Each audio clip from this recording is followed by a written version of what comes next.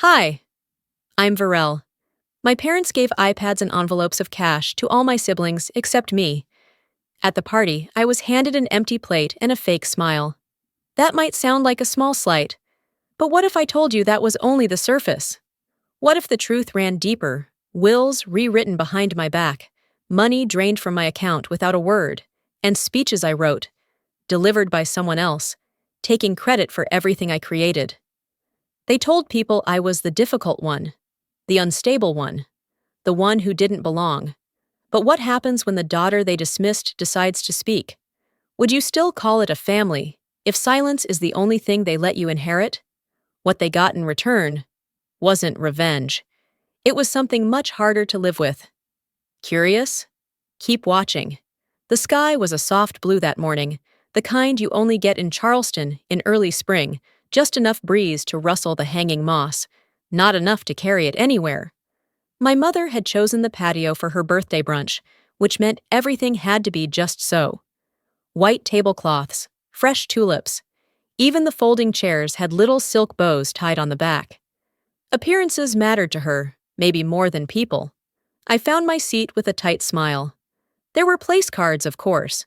Mine was at the very end of the table, just shy of the kitchen door, with a view of the catering staff rotating trays. I sat down without comment, unfolding my napkin, pretending not to notice that Braxter and Rylane were seated right beside our parents, front and center, as if we were at a wedding and I was an afterthought. Everyone was sipping mimosas and making small talk like nothing had ever been broken.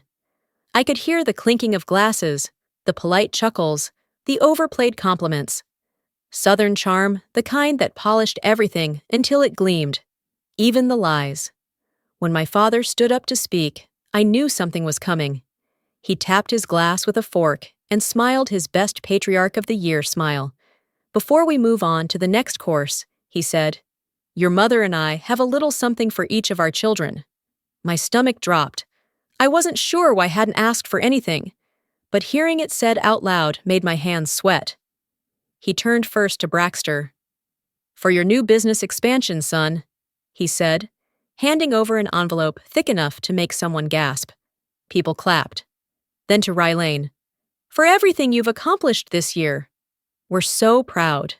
She opened the box in her lap and revealed the newest iPad engraved. "I knew you'd love it," Mom chimed in. Then, nothing. There was no glance in my direction, no extra package waiting to be handed down the line. I smiled because I knew people were watching me. I folded my hands, waited, still nothing.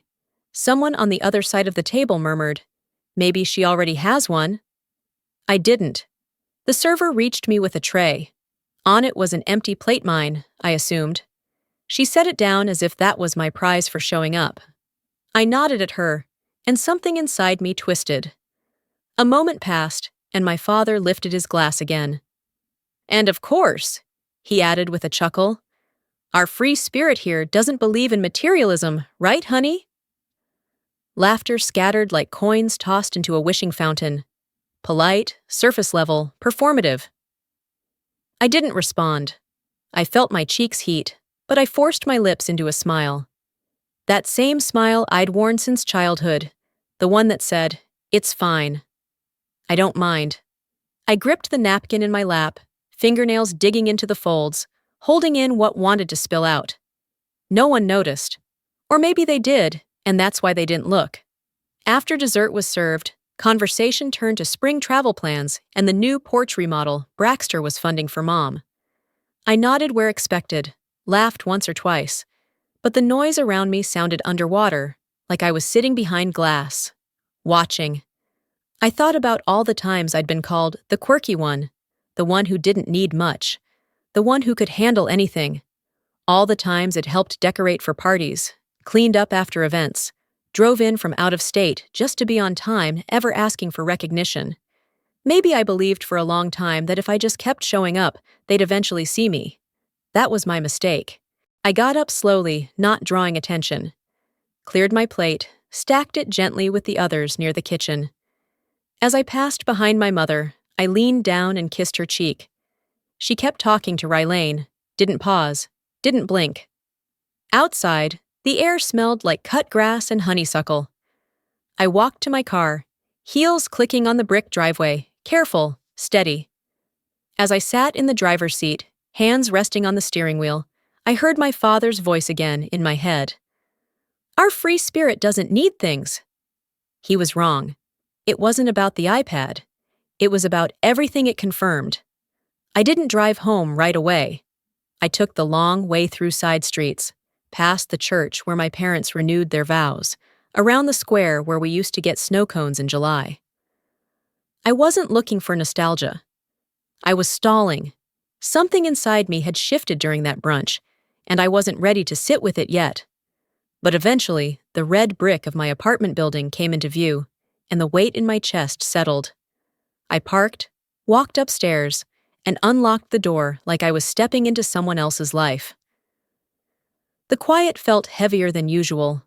No messages, no missed calls, just the hum of the fridge and the faint scent of paint lingering from a project I hadn't touched in weeks. I kicked off my shoes and headed straight to the hallway closet, the one I never opened unless I needed to dig out tax records or that one beach chair I kept forgetting to replace. Buried in the back, behind a stack of old sketchbooks, was a metal file box. I hadn't opened it in years. I sat on the floor with the box across my lap, clicked open the lock. Inside was a folder marked Estate Draft. I remembered printing it after a long call with Mom, when she'd asked if I'd be willing to take over executor duties if anything happened. I was 25. I took it seriously. I unfolded the pages, scanning line by line. There it was, my name, typed clean and bold, under the title, Executor. They had trusted me. Or at least, they had once. That version of us, it had existed. That night, I couldn't sleep. Around midnight, I remembered an email Braxter had sent a few weeks back. It had some attachment I hadn't bothered to open. He had labeled it Legal FYI. I pulled it up. It was a revised will, filed 2 months ago. New lawyer, different format. My name wasn't there, not once. Braxter was listed as sole executor. Rylane was given the Charleston house and a legacy travel account. I didn't even have a line of footnote. It was as if it never existed. I closed the laptop and just sat there, staring at the blank screen. My chest wasn't heaving. I wasn't crying. But something sharp had taken root and ache, not from surprise, but from confirmation. This hadn't been accidental. They had planned it, quietly, neatly. Like I was a detail they'd grown tired of carrying. By morning, I knew I needed to verify more. I called the family insurance contact Karen, who had always been polite, always cheerful, the type to offer you a virtual smile through the phone. "Hey, Karen," I said, trying to keep my voice casual. "Just needed to confirm something about Mom's policy. Who's currently listed as the beneficiary?" She typed. I could hear the keys. "Looks like Rylane. Changed back in January." I thanked her, hung up, and just stared ahead. The wall didn't have an answer, but the silence felt like one. Later that day, I stood by the kitchen window, coffee cooling in my hand. I remembered a dinner years ago, just me and Mom. She had reached across the table, squeezed my fingers, and said, "You're the one who sees things clearly. That's why I know I can trust you when it matters." Back then, I believed her. Now, I realized she'd meant it at the time, but time had a way of erasing promises she'd made when no one else was listening. Maybe I had been convenient. The quiet one, the good daughter who didn't ask for much. I walked to my desk, pulled open the drawer where I kept all my scanned records. I opened a fresh USB drive, plugged it in, and started compiling. Original will, check. Revised version, check. Screenshots of the insurance call log, labeled, archived. I created a folder and named it Original Proof. As I slid the USB into the same drawer that held my mother's childhood sketches, the ones I'd framed for her birthday years ago, I paused. That house she grew up in? It had been promised to me once. Not legally, but in passing conversation. In whispered moments, when she said things like, "Someday, I want you to have something that was mine, but that house would never be mine." I knew that now. I wasn't the kind of daughter who inherited things. I was the kind who got boxed out while smiling through dessert. I shut the drawer. They erased me on paper. But paper folds, and I don't. I didn't open the closet right away. I made tea first. Let the kettle whistle longer than it needed to. There's something about a slow morning after a sharp night that makes you stall in small ways, pausing between sips, rearranging the throw pillows, checking the window for rain that was already falling. The kind of weather that keeps people indoors, and memories right where they've been hiding. I brought the tea with me into the back room, the one I kept telling myself I'd reorganize but never had the nerve to. That's where the past lived, in the cardboard boxes taped years ago, in piles that held more weight than anything they'd say to my face. I moved one box off the shelf, blew the dust off. It was labeled in thick black Sharpie, Mom Stuff V. I hadn't touched it since the last time I moved. I pulled it onto the floor, sat cross-legged, and opened the top flap. Inside, a tangle of old sketches, some faded greeting cards, a few VHS tapes I couldn't play anymore, and a small black cassette recorder. It still had a tape in it. No label. I turned it in my hand for a minute, remembering how I used to use it as a kid, pretending I was hosting a radio show. I hesitated, then pressed play. A click. Static. Then a voice. "I've always said she's not like the others," my mother said, her voice clear, deliberate. "She's not strong the way Braxter is, or polished like Rylane. She's, well, like her mother, hard to figure out. Too soft, quiet. You can't build anything reliable with that kind of temperament." Then Aunt Olvia's voice, hesitant. "You think she knows how you see her?" A beat of silence. "She knows enough, but she won't say anything. That's just who she is." I paused the tape. My hands weren't shaking. That surprised me. I wasn't angry, not yet. I think part of me had always known. I just hadn't heard it out loud before. You grow up in a family and start believing there's something wrong with you for feeling so out of place. But sometimes, it's just that they built the place without you in mind. I rewound the tape and played it again, all the way through this time. They talked for 10 more minutes. Nothing explosive, no threats, no yelling. Just the kind of casual dismissal people use when they believe they're too important to be questioned. It was the calm tone that got to me the most. Like what they were saying wasn't cruel, it was just fact. I sat for a while, the sound of rain ticking against the window. The tape stopped in my hand. Then I dug a little deeper into the box. Near the bottom, wrapped in a paper towel, was an envelope yellowed with time. The handwriting on the front was unmistakable. Mom's. It was addressed to me. No date, just my name. I opened it slowly, unfolding each line like it might vanish. "Virel, I know you and I don't always see the world the same way. You live in it with your heart open, and that scares me sometimes. I come from a place where you had to keep things locked up to survive. But I see you. I see how hard you try. I may not say it often or at all, but I do believe in the way you move through this world. Don't let your strangeness make you small. You're more than enough." Mom. I sat with the letter in my lap, unsure of what to feel. Was this before she decided I wasn't worth including in the will? Was this written in a moment of weakness? Or worse, was this how she made herself feel better after choosing everyone else? The kindness in her words didn't match the version of her Eid met at the brunch. That woman had cut me out of everything and laughed about it behind a glass of white wine. But this woman, this one who wrote me a letter she never gave, had once believed I was worth something. Maybe both were real. Maybe one had just swallowed the other whole. I folded the letter again and slid it into a cloth pouch. I walked back to my desk, retrieved the USB with the old will, and added a scan of the letter to it. I renamed the folder, History They Forgot. Then I went back to the recorder. I played the tape one more time, not to memorize it, not to feel anything new, but because I needed to know where the lines had been drawn. I needed to hear the exact moment they decided I was dispensable, and when the static returned and the voices faded, I didn't feel broken, just free. I didn't lose them, I whispered, staring out at the gray morning. They let go first. The week drifted by, in piece laundry, half folded, dishes left to soak overnight, emails opened but unanswered. I wasn't avoiding life. I just didn't want to engage with anything that didn't ask me to look inward. The letter, the will, the voice on that cassette. They had cracked something loose. Not in a broken way. More like freeing a corner tile and finding rot underneath.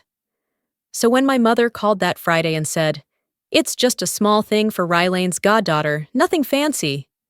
"Just be there," I didn't argue.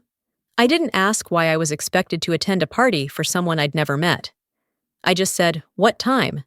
and let my tone carry what I didn't say. By Saturday evening, I was walking through the front doors of a downtown wine bar dressed in muted gray, a far cry from the sea of spring florals and monogrammed gift bags. The room was filled with familiar voices and unfamiliar faces, co-workers, cousins, people who'd heard stories about me, but never had one of their own. The moment I saw the gift table, my stomach sank. There, front and center, was a wrapped box I recognized instantly. The ivory paper with gold accents, the satin ribbon tied in a bow I'd spent too long perfecting, it was the set of vintage wine glasses I had picked out and paid for. My mother had asked me to just help last week and said she'd take care of the rest. I thought she meant delivery. I stepped closer. The tag read, "From the eldest daughter, not from Varel, not even from the family, just that." Rylane stood nearby, chatting with the bride-to-be, gesturing toward the gift like she'd handpicked it herself. She saw me. Her smile didn't falter. "Oh, there you are," she said. "Didn't Mom tell you? We figured it'd land better this way." Land better? I gave her a tight nod and walked to the restroom. I didn't slam the door. I didn't cry. I just waited in the quiet. A few minutes later, my mother appeared, perfume strong as ever, adjusting a brooch she didn't need. "I see you saw the gift," she said casually, as if we were talking about traffic or the weather. I kept my eyes on the mirror. "Did you forget who bought it?" She shrugged. "Sweetheart, it just made more sense for Rylane to present it. These things are about appearances. You know that." No apology. Just logistics. Just the unspoken agreement that my effort was always available to be reassigned. That being useful somehow meant being invisible. I turned to face her. "That's the last thing I'll ever wrap for you." I didn't wait for her response. The next morning, I was drinking coffee when my phone buzzed.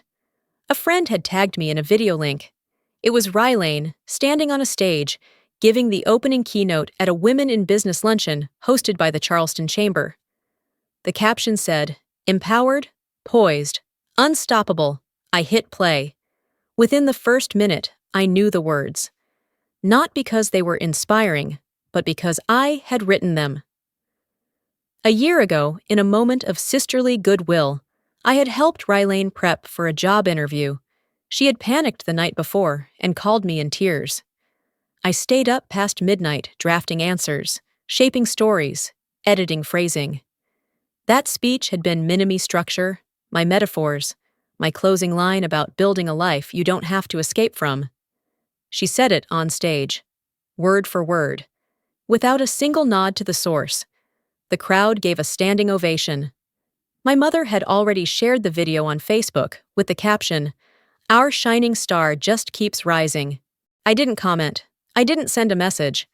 I just downloaded the clip, saved it to a folder labeled Receipts, and closed the tab. That night, I pulled out a fresh canvas. I started with gold, painted a soft wash across the surface warm, radiant, forgiving. Then I took black paint and carved through it in long, deliberate strokes. Erased the gold until all that was left were dark shapes swallowing light. My roommate passed by the doorway, holding her laundry basket. She paused. "Is it done?" I stepped back, tilting my head. "No," I said. "I'm just letting the gold dry before I bury it." The next morning, I opened my shared cloud folder with Rylane, deleted every draft, every outline, every saved brainstorm we'd ever exchanged. Then I opened my USB drive, the same one with the will, the letter, the tape, and added a new file, a zipped copy of her keynote. I labeled it, voiceless, and out loud, to no one in particular, I said, "You've taken the last sentence you'll ever get from me." It's strange how quiet things get when you stop performing. No big declarations. No outbursts. Just stillness like something has finally settled in your bones. That's what the days felt like after I scrubbed Rylane's name off my drive and added mine to that folder instead. I spent most of the week keeping to myself. Went to work. Ate meals standing over the sink. Watered the plants I kept forgetting I owned. And then Saturday arrived, bright and over-decorated, as if the world had missed the memo that I was done pretending. The baby shower was at my mother's house, of course. Same manicured lawn, same polished silver, same hierarchy disguised as hospitality. I arrived 15 minutes late, and no one noticed, which suited me just fine. I found a seat on the outer row of folding chairs near the buffet and stayed there. Aunt Meredith was already on her second mimosa, recounting something Braxter had done that was apparently above and beyond. Then came Nolene, standing with perfect posture, raising a glass as though someone had handed her a microphone. "To our beautiful family," she began, beaming like she'd raised royalty. To Braxter and his growing firm. To Rylane and her incredible accomplishments. To their wonderful partners. And, of course, to the rest. There was a beata pause. Intentional or not, I'll never know. Laughter scattered softly. Mine didn't join it. I didn't roll my eyes. I didn't shift in my seat. I just watched the light bounce off the crystal glass in her hand and thought, that's it. That's the last time. That night, I sat at my desk, staring at a browser window I hadn't opened in years. It was the login page for a joint checking account my father had helped me set up in college. Back then, it felt generous.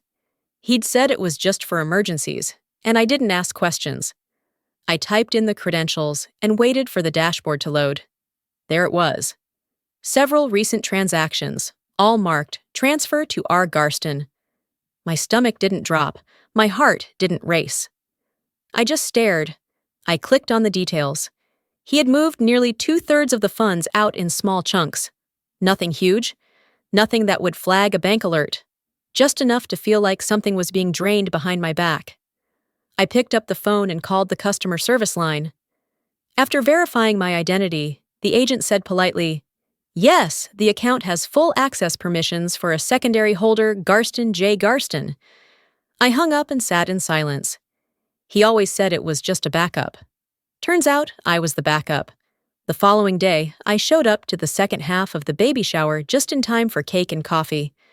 My dad was standing by the kitchen window, watching people leave. I walked up beside him and said, without looking at him, I moved the rest of the money. He blinked. "What money?" "The one from the account you emptied," I said. "Don't worry. I'm not asking for it back." He started to speak, maybe to defend himself, or maybe to pretend ignorance. But I didn't give him the chance. I turned and walked away, straight through the living room and out the front door. No drama, no performance, just a clean line in the sand. Later that night, my phone buzzed over and over. Family group chat. "What's this I hear about money? Why are you making drama again? You could have handled this better, you know."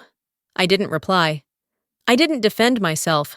I just hit leave conversation and turned the phone face down. You don't owe anyone an explanation for choosing not to be used. Before bed, I opened a new account. Under my name. My terms. No linked access. No shared passwords. No more just in case. I downloaded the final withdrawal receipt, tucked it into a folder on my USB. I named it Mine. And for the first time in my life, I didn't feel selfish for keeping what was mine. There are a dozen ways to walk away from a family. Some people slam doors. Others move across the country. Me? I left by removing every quiet access point they thought I'd never notice. And the thing is, some exits don't come with goodbyes. There was no RSVP, no polite decline, no explanation, just silence. And somehow, that felt louder than if they had shown up and pretended to care. It was Saturday evening, And I was standing in the middle of a gallery filled with my work, waiting on a door I'd finally accepted would never open for me. The place wasn't packed, but it wasn't empty either. A few friends came. Caden brought two of his coworkers from the bookstore, and one of my old students dropped by on her way to dinner. They complimented the pieces, asked thoughtful questions, even bought prints. It should have felt like enough. It almost did. Soft jazz played through the speakers overhead, and the light from the track fixtures warmed the room in all the right places. My paintings lined the walls, every brush stroke deliberate, every shadow a conversation I never got to have. I glanced once more at the front door, then shook it off like a reflex I'd outgrown. One guest approached me by the far wall, looking at a piece titled Inheritance. It showed a dining room table with only one chair pulled out. "This your first solo show?" she asked kindly. "Yes," I said, watching her eyes scan the layers of paint. "It's really moving. You must come from a very expressive family." I smiled. "Not exactly." Her compliment floated somewhere between gratitude and irony, and I nodded, excused myself, and stepped into the side room to grab more wine.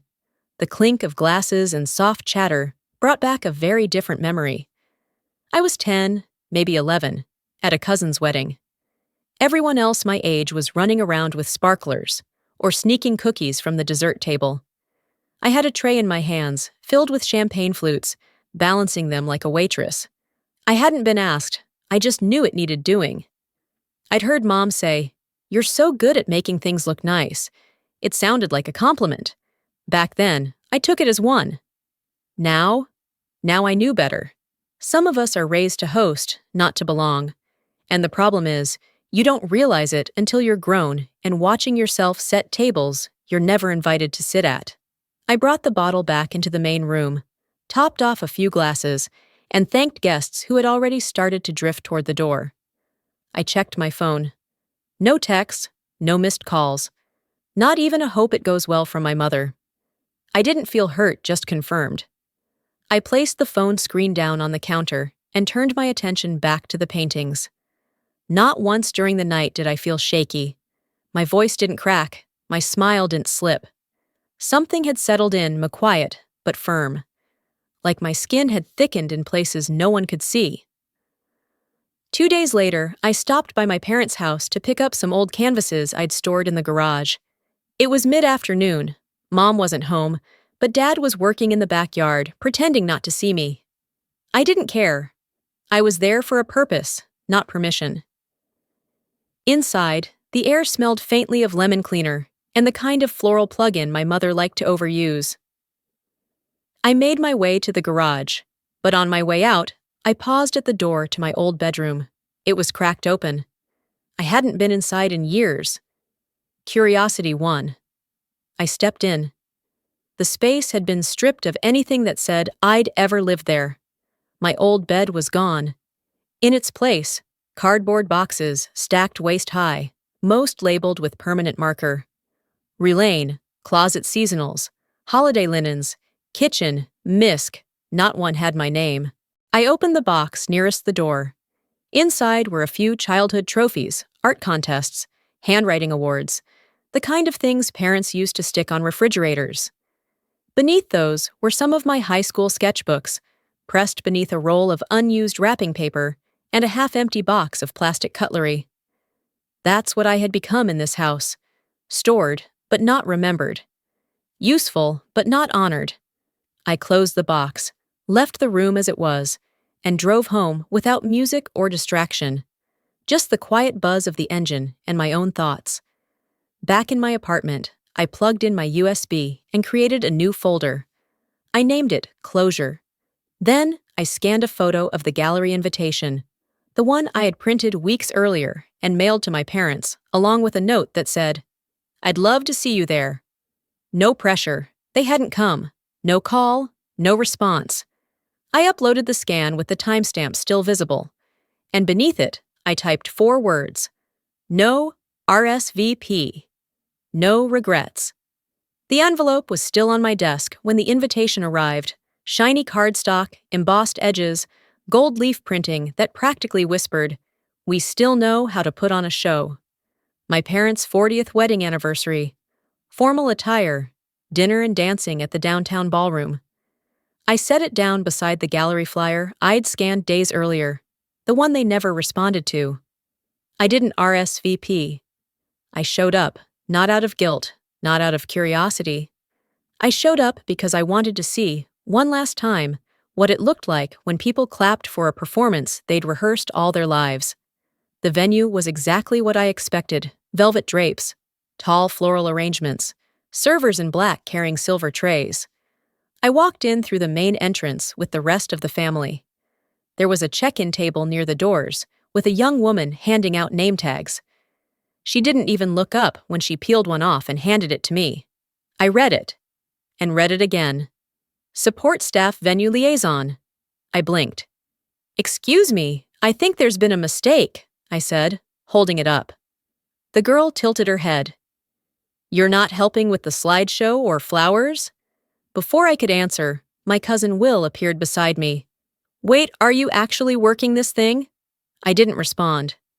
I folded the tag in half, slid it into my clutch, and walked toward the main hall. No tears, no scene, just a quiet understanding settling in my chest like concrete. They hadn't forgotten me. They had reassigned me. Dinner was served in waves. The toasts began. Rylane was the first to stand, a champagne flute in hand, and a polished speech at the ready.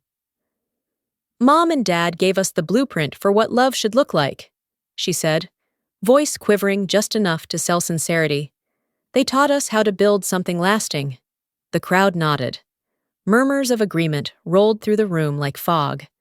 Then Nolene took center stage. She went down the line like an MC at a family reunion. "To Braxter," she said, "who's been our anchor and leader." Applause. "To Rylane, who brings grace and style to everything she touches." More applause.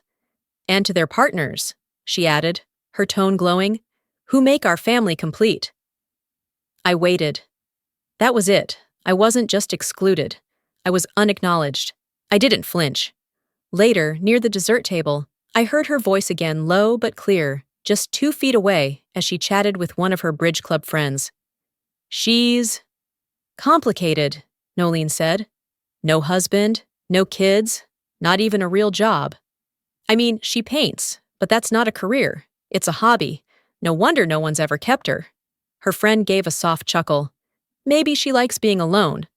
Nolene's reply was soft, cold. "That's what women say when they've been left too many times." I don't know if she knew I was standing behind her. I didn't give her the satisfaction of reacting.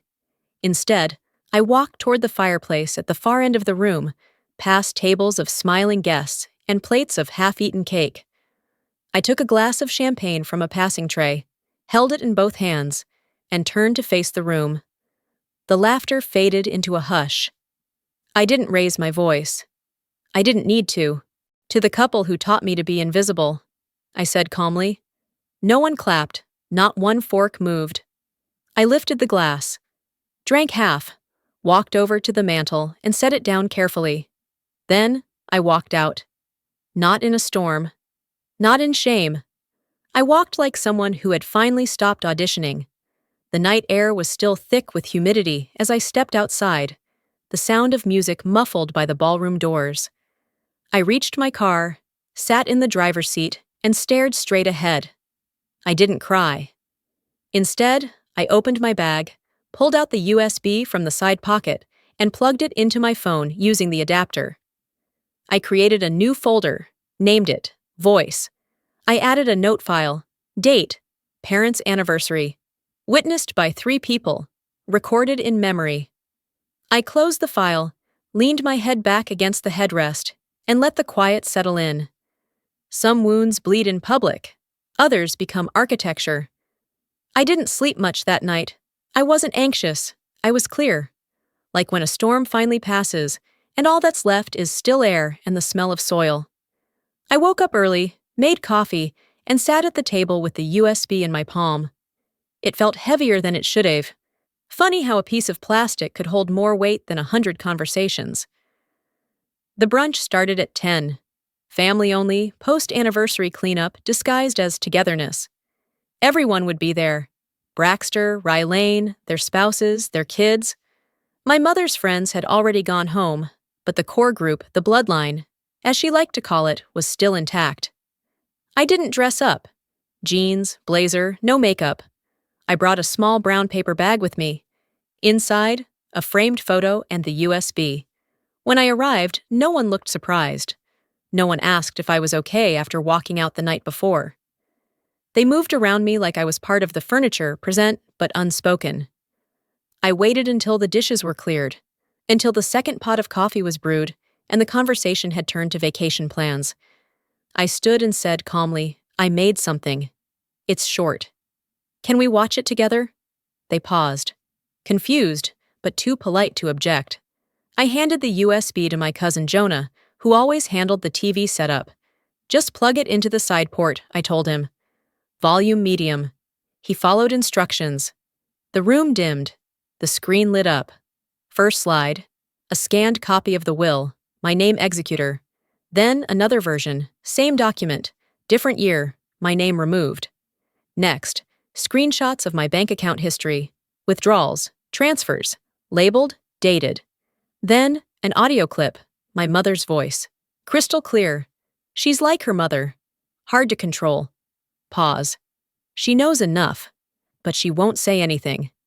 That's just who she is. Gasps broke through the room like static. I didn't turn around. I just stood, eyes fixed on the screen. Then came the keynote video Rylane at the podium, reciting every word I wrote as if they'd come from her soul. Last slide. A Facebook post from Nolene. "So proud of our shining star." The music faded in soft piano. Text appeared. "Sometimes you have to show what you've been told to hide." The screen went black. No one moved. Braxter stood first. "That's out of context," he said, voice thin. Rylane folded her arms. "This is humiliating." My mother, white as the tablecloth, stared at me like I'd betrayed her deepest secret. "How dare you bring this into our home?" she said slowly. I looked at her, really looked at her. "I didn't bring anything." "It's been here. You just didn't expect me to say it out loud." She opened her mouth to argue. I didn't wait. I walked to the center table, picked up the framed photo her holding me when I was 4, both of us laughing. I turned the frame around, set it down, and left the USB beside it. At the door, I paused. Not for drama, just for clarity. "I'm not erasing you," I said, turning to face them. "I am just done letting you erase me." I didn't slam the door. I didn't look back. By the time I got home, the air was warm again. My apartment smelled like lavender and wood polish things I'd chosen for myself. I dropped my bag on the chair, toed off my shoes, and lit a candle. Same scent I used as a kid to fall asleep. I didn't check my phone. I didn't open social media. I just sat on the couch, folded my legs beneath me, and breathed in the quiet. No one could say I hadn't tried. But trying doesn't mean you keep walking into rooms that shrink to fit you smaller every time. That morning, I hadn't detonated anything. I just pulled back the curtain. And finally, they'd seen what they'd built. For days after the brunch, nothing came. Not a call, not a message. No one asked if I made it home safely or why I did what I did. The silence was sharp at first, like air sucked out of a room, but eventually it settled into something quieter confirmation. I heard through someone else that my mother had canceled 2 of her charity luncheons, said she wasn't feeling well. The woman who never missed a photo op had gone invisible. And still, not a word to me. Which was fine, because absence doesn't hurt the same once you stop expecting presence. The rest of the family? No one mentioned the video. Not directly. But I noticed the shift. Rylane stopped posting updates for a while. Braxter's wife, normally glued to social media, deleted a comment thread under a post about loyalty. Passive changes, all of them. And telling. It was a Thursday when the letter came. Handwritten. No return address on the envelope. Just my name in tight, neat script. Inside was a single page from Caden. "I watched them try to bury you in politeness," he wrote. "You refused the shovel." "Thank you. Taped to the bottom was a tiny Sketchme Gallery's window from across the street. My name etched above the glass in pencil, people inside painted as outlines, with one figure in full color. I sat with it in my lap, tracing the edges with my thumb. Not crying, not even smiling, just breathing into the space that opened around me. Gratitude doesn't always arrive loudly. Sometimes it shows up like this: a note, a sketch, a knowing glance from someone who stayed. That weekend, I found myself driving, not out of impulse. I had packed the box days before, a small one. Inside, a copy of the USB, the printed gallery photo, and a note written on the back. I didn't ring the bell. I didn't expect anyone to be home. I walked up to the old oak tree in front of my parents' house, the one that used to hold a tire swing, back when I was small enough to need a push. I placed the box at its base, just where the roots met the earth. "This is the last thing I'll leave at your door," the note read. I stood there for a moment, not long enough to be noticed, just long enough to know I had been there, on my terms. Then I walked away. The ride home was quiet. No radio. Just the hum of tires and the rhythm of my thoughts moving forward. When I got back, I made tea and opened the windows. It was warm again, early spring, pushing its way through the last chills of March. I pulled a blank canvas from the back of the closet and set it on the easel. This time, I didn't reach for black or gold. I chose cobalt, crimson, ochre. Real color. Bold, unapologetic.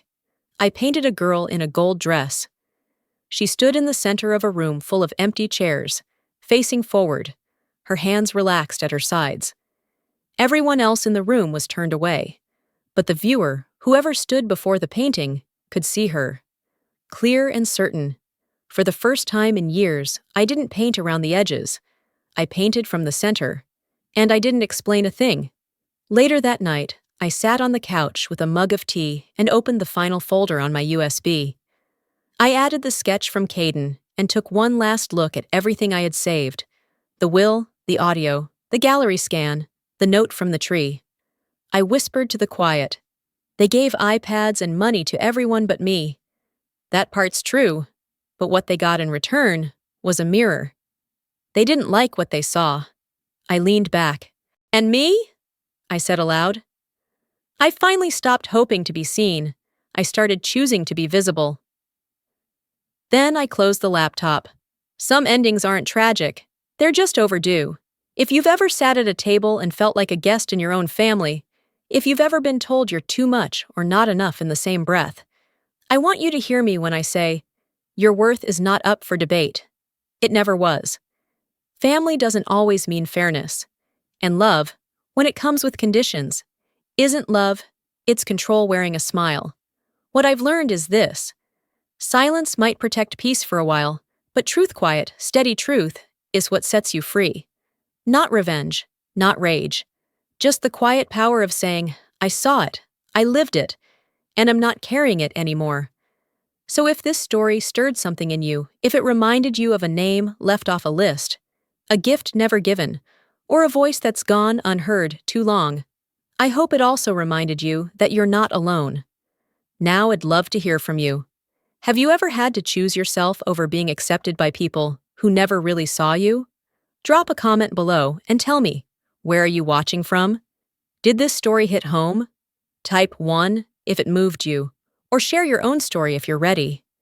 And hey, if it didn't connect with you, I'd still love to know why your thoughts matter here. If you found meaning in this video, please hit subscribe and turn on the bell so you don't miss the next story. There are more voices to honor, more truths to tell, and maybe, just maybe, yours is next. Thanks for spending this time with me. Until the next story, take care of your voice. It deserves to be heard.